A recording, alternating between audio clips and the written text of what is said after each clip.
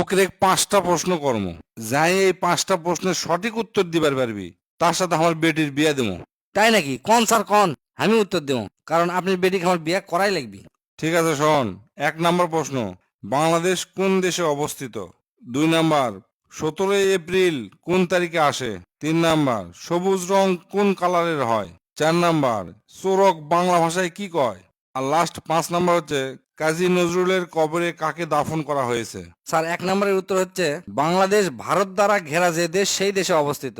2 নম্বর 17 April হচ্ছে 16 আর 18 এপ্রিলের মধ্যিকার তারিখ। 3 নম্বর হচ্ছে বাংলাদেশের পতাকার মধ্যিকার গোল অংশটা বাদ দিয়ে যে অংশ থাকে তাকে সবুজ রং কয়। 4 নম্বর হচ্ছে বাংলা ভাষায় চোরকে বিভিন্ন নামে ডাকা হয়, এই জিনকা তস্কর, চোরা, অপহর্তা ইত্যাদি। লাস্ট 5 নম্বর হচ্ছে কবি কাজী নজরুল ইসলামের কবরে বাংলাদেশের জাতীয় কবিকে দাফন করা হয়েছে।